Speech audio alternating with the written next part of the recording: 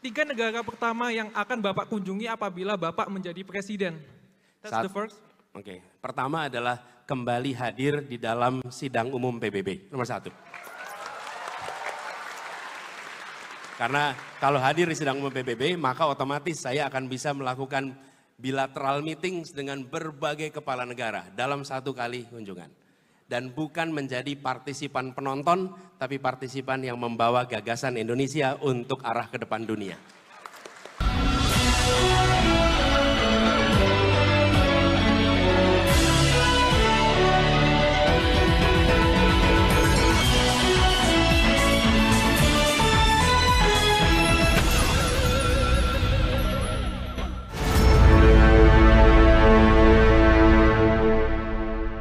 Assalamualaikum warahmatullahi wabarakatuh. Apa kabar? Kembali berjumpa dengan saya Herzman Arif dari Forum News Network.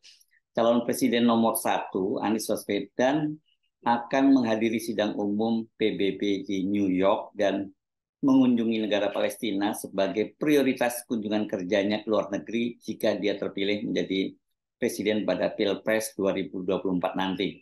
Anies menegaskan hal itu ketika menjawab pertanyaan cepat dari seorang anak muda dalam sesi yang disebut sebagai rapid question atau pertanyaan cepat ini ya, dalam forum konferensi kebijakan luar negeri Indonesia atau CIFP 2023 di Jakarta kemarin ya.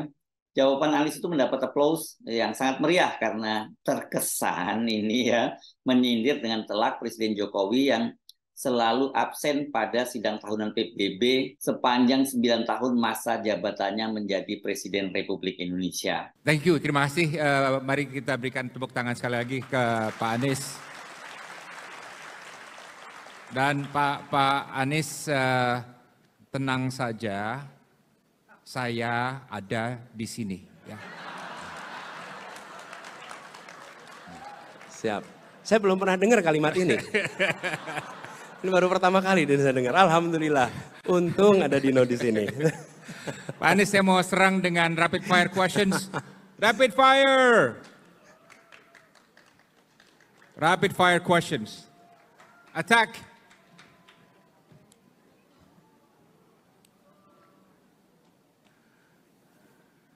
Go.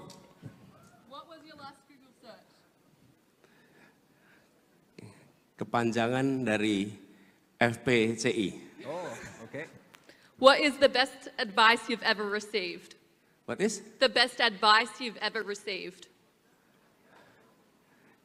We should always stay as member of the global community. Mana yang Bapak anggap akan datang lebih dulu? Krisis mana yang Bapak anggap akan datang lebih dulu? Krisis moneter atau pandemi? Krisis moneter. Bagaimana menurut Bapak, apakah Indonesia harus jago kandang atau jago dunia? Oh, Indonesia harus tuan rumah di negeri sendiri dan jago di dunia.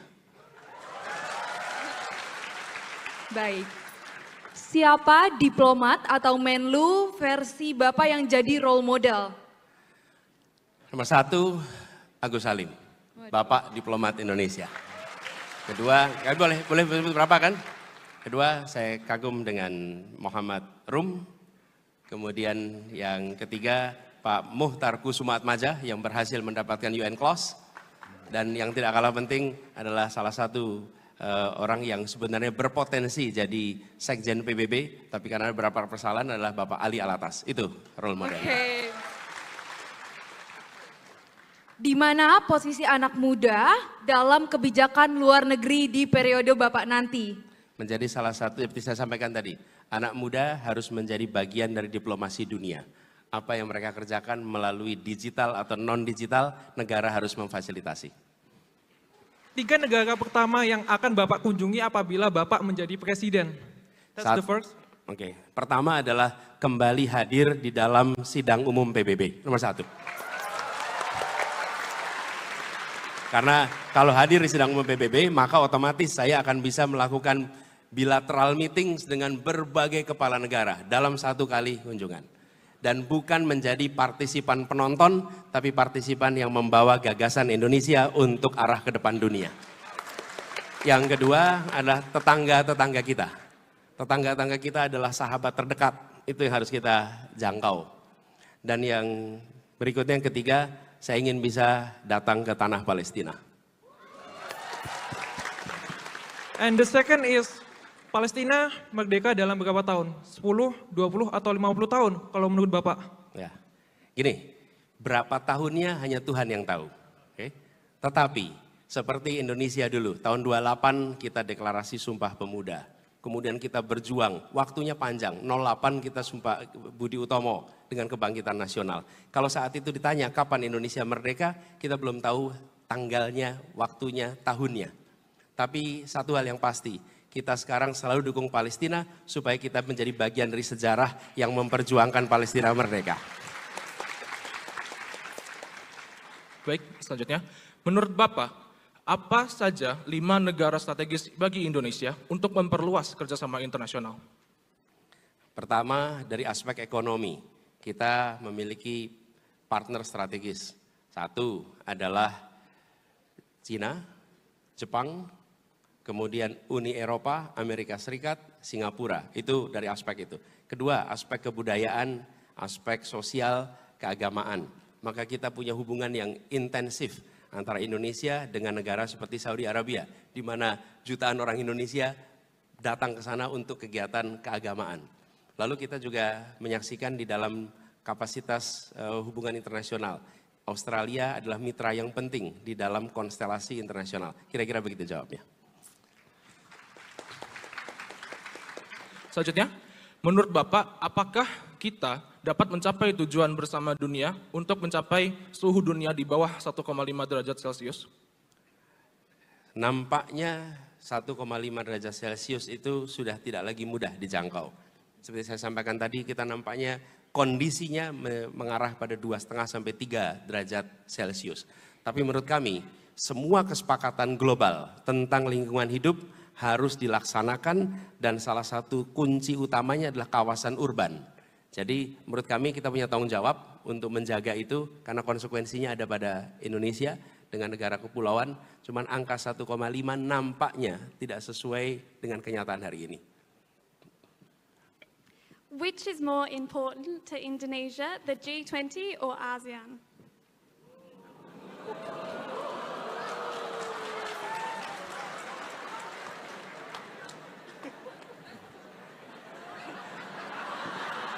The ambassadors are looking at you now. Benedetto. Ya, ambassadors and friends, can you take off your headset, Pak? No, just kidding. Just kidding. Ya, I think menurut saya dengan Indonesia sebagai sebuah negara di Asia Tenggara yang bersahabat, kita harus menjaga prioritas pada ASEAN.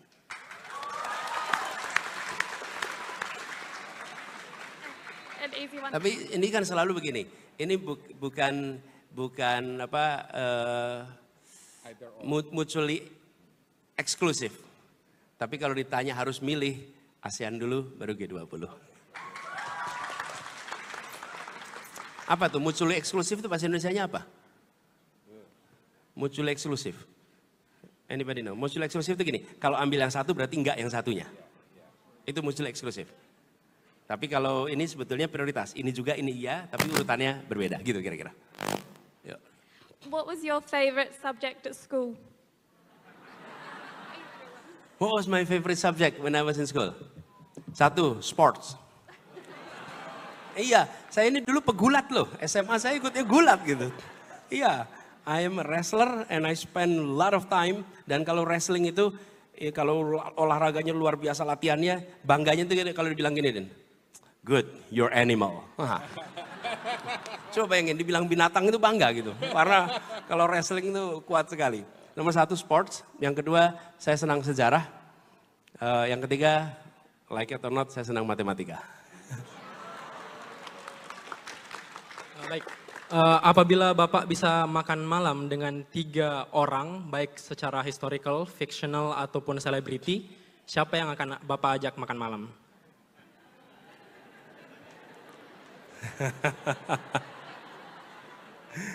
Berapa orang? 3, Pak. 3 orang makan malam. Oke, ini boleh fiksional? Boleh, Pak. Boleh betul-betul imajinasi total? Iya, Pak. Nggak harus hari ini ya? Enggak harus Pak. Jangan sampai salah gitu kan kita. Ini nomor 1 Nabi Muhammad SAW. Nomor 1. Lo boleh milih kan? Nomor 1 itu. Yang kedua saya akan ngobrol sama Nelson Mandela. Nelson Mandela.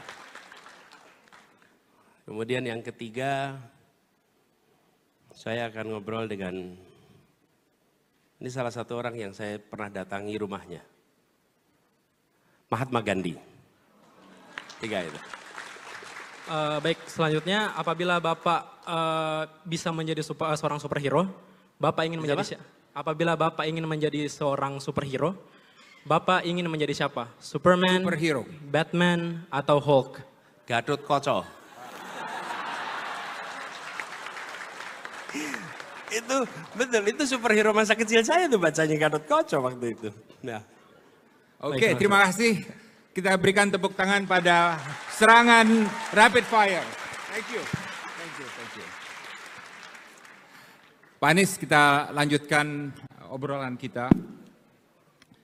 Kita banyak mendengar kalau di sirkuit diplomat perdebatan mengenai the world order. Orang banyak bilang mengenai pentingnya rules-based world order dan lain sebagainya. Ada orang yang bilang yang ada harus dipertahankan, buatan dari dunia barat, atau Global South bilang tidak bisa, harus dirubah. Ya.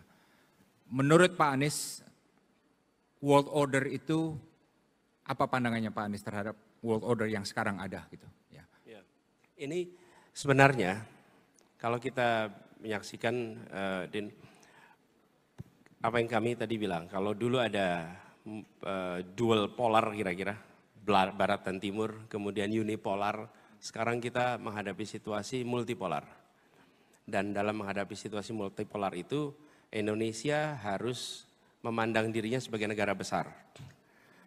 Saya pernah berdiskusi dengan pimpinan sebuah negara kecil. Oh, dia mengatakan begini, Pak Anies, our country is too small to influence conversation in the world. So our role is to anticipate change and navigate through these changes. But your country is a big country that you can influence the course of the world. Dan itu pandangan dunia pada kita. Karena itu saya melihat ini multipolar, tapi Indonesia harus step in dan di sini berbicara tentang bagaimana menyusun sebuah tata dunia yang lebih adil, yang lebih damai, yang memiliki sebuah kesepakatan-kesepakatan yang memungkinkan prosperity naik, nature terjaga. Dan menurut saya itu agenda-agenda utama di level dunia. Salah satu fitur utama sekarang yang kita lihat adalah rivalitas geopolitik, ya, terutama antara Amerika dan Tiongkok. Tapi juga antara Barat dan Rusia, ya, Cina, Jepang, India, Tiongkok, ya, dan lain sebagainya. Dan nampaknya rivalitas ini bukan suatu yang jangka pendek, tapi jangka menengah. Dalam arti dalam 10-20 tahun ke depan akan tetap ada gitu. Menurut Pak Anies, gimana Indonesia navigate dalam dunia yang serba penuh dengan tarik-menarik dan rivalitas antara gajah-gajah ini? Ya. Menurut kami kita harus memiliki nilai yang kita pegang di dalam menavigasi peran Indonesia di dunia. Values based diplomacy. If you have values, it will direct your behavior.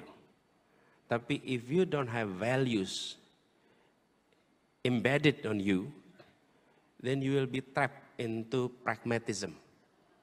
Karena tanpa nilai kita akan berbicaranya mana yang menguntungkan, mana yang merugikan. Dan kalau kita berbicara di dalam tataran internasional menguntungkan dan merugikan, maka kita akan ketemu dengan situasi inkonsistensi. Tapi kalau kita memiliki values, maka kita akan memiliki konsistensi. Jadi saya melihat ini penting sekali. Jadi kalau kita sebut misalnya adalah satu, penghargaan atas nyawa manusia. Yang kedua, penghargaan atas integritas teritorial. Kalau itu kita pegang sebagai nilai, maka kalau ada negara menganeksasi negara lain, menyerang negara lain, kita akan bilang that's against our value. You may be our friends, but what you are doing is not right. What you are doing is wrong. Tapi kalau kita tidak punya nilai, maka kita akan lihat, ini siapa yang aneksasi. Kalau yang aneksasi punya interaksi bisnis yang besar, kepentingan ekonomi besar, ya udah, let them go. Tapi kalau kita punya dependensi yang kecil, maka will challenge. Apa yang terjadi? Kita akan terjebak di dalam pragmatisme. Yang ketiga, fairness dan justice. Fairness dan justice pada dunia. Yang keempat adalah tentang lingkungan hidup, sustainability, stewardship toward the earth. Jadi di dalam konstelasi dua polar ini, menurut kami pegang itu, lalu aktif di dalam forum-forum untuk membuat jembatan antar mereka. Dan kita punya, menurut saya, kapasitas ke situ. Kita punya diplomat-diplomat hebat. Dan saya kalau setiap kali ketemu dengan generasi baru diplomat Indonesia, saya menemukan best mind. Saya kagum betul dengan rekrutmen Kementerian Luar Negeri selama 10-15 tahun terakhir ini. Karena merekrut anak-anak terbaik kita. Saya rasa kita punya generasi baru yang luar biasa. Jadi seperti kita memandang Pak Dino di tahun itu, kita melihat menyaksikan potensi itu. Jadi we have the capacity untuk ke sana. Cuman narasinya gak bisa dari diplomat. Narasinya itu harus dari head of the state. Harus dari pimpinan negara. Kalau pimpinan negara mendorong untuk Indonesia berperan, hadir di forum G20 bukan sebagai partisipan saja, tapi hadir di sana mendrive isu, mendrive gagasan, maka kita akan bisa mewarnai percakapan multipolar tadi. Pak Anies, satu hal yang komunitas akademik hubungan internasional melihat dalam 9 tahun terakhir ini, Indonesia tidak punya grand strategy dalam politik luar negeri. Ya. Dan ini sebenarnya bukan suatu hal yang terlalu buruk. Kalau kita tanya banyak negara lain, kamu punya grand strategy, nggak banyak, ya, segelintir aja. Tapi saya ingin tetap menanyakan, misalnya Pak Anies jadi presiden nanti, tanpa memaparkan apa itu grand strategy, karena mungkin masih perlu dirumuskan, tapi apakah Pak Anies memandang penting politik luar negeri Indonesia itu di atas fondasi bebas aktif harus punya suatu grand strategy? Ya, kalau kami melihat Indonesia perlu memiliki itu. Indonesia perlu memiliki grand strategy. Dan kami melihat tadi yang kami sebut sebagai hard power dan soft power, itu metode yang perlu kita kerjakan. Tapi kami melihat bahwa Indonesia harus menjadi sebuah negara yang kehadirannya dan perannya itu dirasakan oleh dunia. Ini negara dengan ukuran penduduk keempat di dunia. Negara dengan pengalaman kebangsaan yang tidak banyak bangsa lain yang miliki. Negara dengan kekuatan ekonomi yang potensinya sangat besar. Negara dengan pengalaman demokrasi yang luar biasa. Bekal-bekal itu semua harus kita bawa ke dataran internasional. Sehingga kita mengkampanyekan peran-peran itu di dalam kancah internasional. Kita coba perhatikan, ketika ada kerjasama ekonomi, mereka menuntut dalam kerjasama ekonomi itu aktivitas kebudayaan. Mengharuskan ada kebijakan kebudayaan A, B, C, D di negara mitranya. Kita perlu melakukan hal yang hampir sama. Jadi saya melihat grand strategi itu diperlukan, itu menjadi guideline, dan orientasinya pada grand strategi ini tidak transaksional. Jadi bukan sekedar untuk mendorong investasi dalam negeri. Hubungan internasional itu jauh lebih besar daripada mendorong investasi dalam negeri. Hubungan internasional itu harus bisa bagaimana kita membawa apa yang menjadi kekuatan kita untuk berada di kancah internasional. Pak Anies tadi bicara ASEAN, ya, prioritas utama bagi Indonesia dan melebihi dari arrangement kita dengan kelompok-kelompok lain. Ya. Tapi menurut Pak Anies itu apa tantangan terbesar bagi ASEAN ke depan? Karena sekarang kan ASEAN berfungsi dalam suasana yang jauh lebih kompleks. Ada Quad, ada AUKUS, ada Shanghai Cooperation Organization di timur dan lain sebagainya. Jadi ASEAN harus terus menjaga sentralitas dan persatuannya. Kira-kira apa tantangannya tuh ya? Menurut saya salah satu tantangannya adalah bagaimana nilai-nilai bersama di ASEAN ini itu ditaati oleh semua anggota ASEAN kita. Ketika terjadi peristiwa di Myanmar 2021, maka ASEAN di sini kelihatan limpung. Kita tidak bisa, nampak tidak asertif kepada Myanmar. Sementara kita melihat bahwa di region ini adalah region yang mendorong prosperity, dan prosperity itu mengharuskan keterbukaan, dan keterbukaan itu artinya ada ruang untuk berdemokrasi, ada ruang untuk kebebasan ekspresi, ruangan untuk kebebasan pasar, tapi juga fairness. Nah, itu menurut saya salah satu tantangan yang besar. Kalau di antara 5 negara utama ASEAN, saya rasa sudah selesai. Kita punya kekuatan itu di negara-negara utama ASEAN. Tapi dengan 10, ini kita masih punya PR. Menurut saya di situ letak PR kita. Meyakinkan bahwa semuanya konform kepada prinsip-prinsip yang membuat ASEAN itu betul-betul vibrant. Isu sensitif, IKN, ya. Atau saya perlu skip atau tetap tanyakan? Mungkin tanya sama para dubes juga di sini. Ada rencana mindah kantor embassy-nya apa enggak ya? IKN, proyek besar dan sekarang telah menjadi salah satu agenda utama diplomasi Indonesia. Dalam arti 3 tahun lalu tidak ada, 4 tahun lalu, 10 tahun lalu tidak ada tentu ya, karena ini suatu ide yang baru ya. Tapi telah menjadi agenda diplomasi Indonesia mencari bantuan asing untuk membangun IKN. Ada pandangan bahwa IKN itu adalah kedaulatan kita, ya, anak gadis kita yang paling kita sayangi ya. Dan untuk membangun itu jangan minta orang luar, dunia internasional, karena ini adalah harga diri dan kedaulatan Indonesia, dan sebagian besar negara-negara yang membangun ibu kota baru, mereka menganggap ini adalah urusan dalam negeri, ya, dan tidak minta ke pemerintah negara lain atau swasta negara lain. Ini gimana pandangan ini? Should it be part of diplomacy, big agenda, atau ini dalam negeri kita jaga sendiri dengan kemampuan kita? Ini saya jawab sendiri, dijawab seruangan ini. Jadi pertanyaannya apakah ini membantu?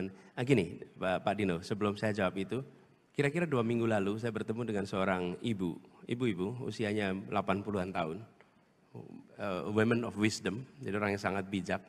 Dia tuh bilang begini ke saya, ibu-ibu ini, Pak Anies gimana soal IKN? Terus saya sebentar, sebelum saya jawab, menurut pandangan ibu gimana gitu. Terus ibu bilang gini, Pak, kalau saya di rumah saya ini, anak-anak saya masih perlu uang buat sekolah, masih harus membiayai kredit motor, masih harus membiayai kebutuhan-kebutuhan rumah tangga, lalu uang saya terbatas. Masa saya ambil kredit untuk bikin rumah baru? Saya masih harus menyelesaikan kebutuhan rumah tangga saya.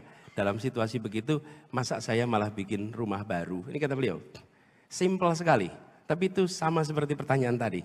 Dalam situasi kita masih harus menyelesaikan PR-PR yang urgent, nampaknya itu yang harus kita prioritaskan.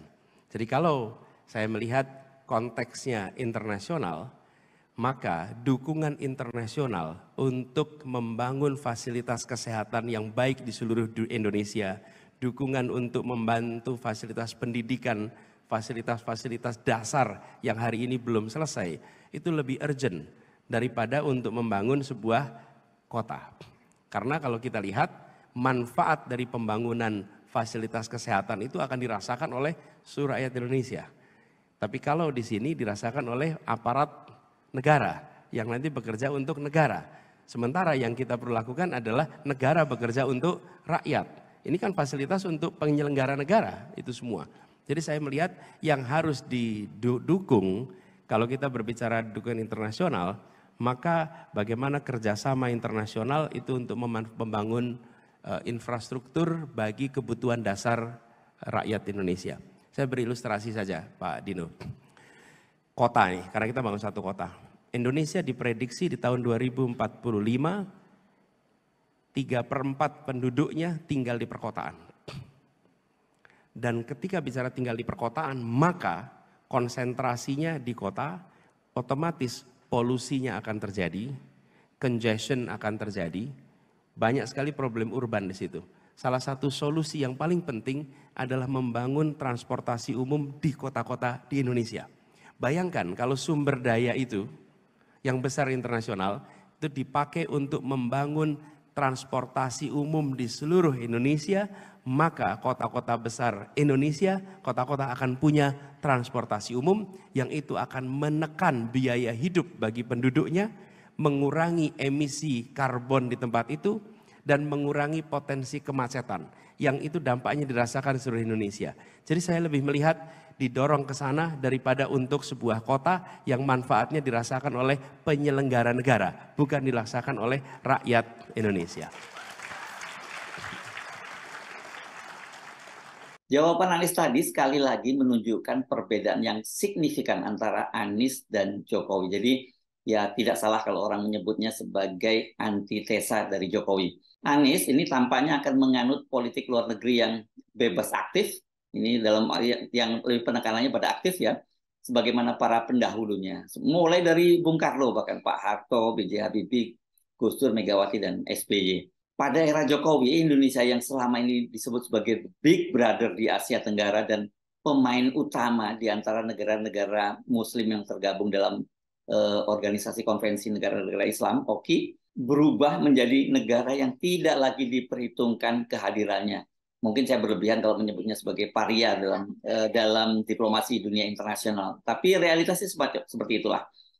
Bukan Indonesianya yang jadi negara yang sebenarnya tidak diperhitungkan, tapi karena pimpinannya yang tidak diperhitungkan. Selama 9 tahun pemerintahnya, Jokowi, seperti saya sebut tadi, tidak sekalipun pernah hadir di markas PBB di New York, Amerika Serikat untuk menghadiri perdebatan tahunan lembaga dunia itu.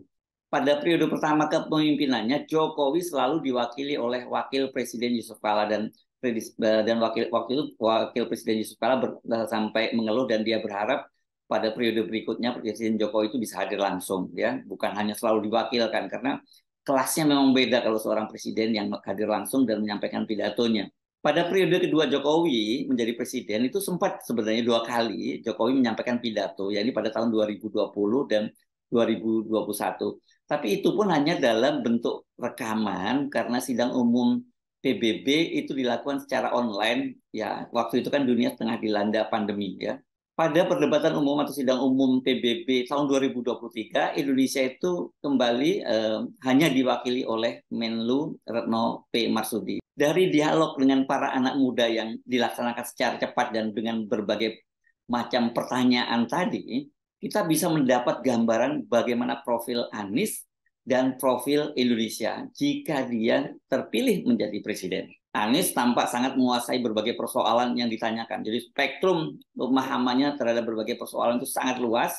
Dan juga ini yang sangat penting saya kira dia sangat memahami geopolitik global.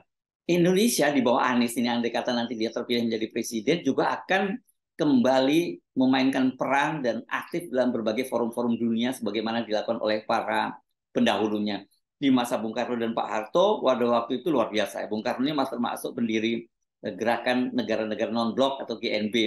Dan juga Pak Harto itu juga memainkan peran melanjutkan pemimpinan Bung Karno di negara gerakan non-blok dan juga negara organisasi konvensi Islam. Belum lagi kalau di Asia Tenggara udah pastilah. Ada pemimpin di Asia Tenggara eranya Pak Harto itu kan ada tokoh-tokoh besar juga, ada Perdana Menteri Mahathir Mohamad di Malaysia dan juga Perdana Menteri Singapura Lee Kuan Yew. Tapi semuanya itu menganggap Pak Harto ini ya sebagai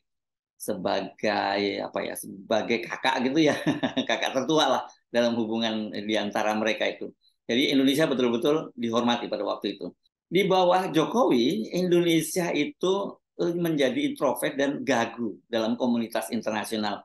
Benar, Jokowi juga hadir dalam beberapa forum bilateral seperti APEC atau di forum G20, ya, negara-negara dengan skala ekonomi terbesar di dunia. Di forum G20 Indonesia pernah menjadi pemimpin dan ini diklaim sebagai keberhasilan puncak kepemimpinan dunia di era Jokowi. Padahal sebenarnya soal menjadi pemimpin G20 itu kan sifatnya hanya karena dipergilirkan saja ya, bukan karena capaian atau peran Indonesia yang menonjol. Keterbatasan kemampuan bahasa asing, terutama bahasa Inggris, dan saya kira bukan hanya sekedar soal bahasa, tapi literasi Jokowi tentang geopolitik global yang sangat terbatas itu saya kira yang menyebabkan Indonesia itu menjadi negara besar, namun kehadirannya tidak pernah diperhitungkan.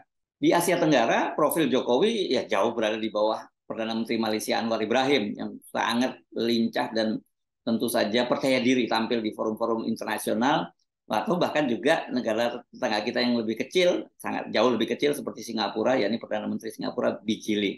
Sementara di negara-negara organisasi konferensi Islam, profil Jokowi ya nggak bisa dibandingkan, ojo dibanding-bandingkan dengan Presiden Turki Recep Tayyip Erdogan yang yang berani bersuara lantang menentang Amerika Serikat dan negara-negara Eropa. Dalam kasus agresi Israel ke Gaza, ya ke Gaza Palestina ini, Erdogan itu berani bersuara keras menyebut Israel sebagai negara teroris. Padahal berbeda dengan Indonesia, Turki itu punya hubungan diplomatik dengan Israel. Erdogan itu baru saja memanggil pulang duta besarnya di Israel dan memutus kontak dengan pemerintahan Perdana Menteri Benjamin Netanyahu.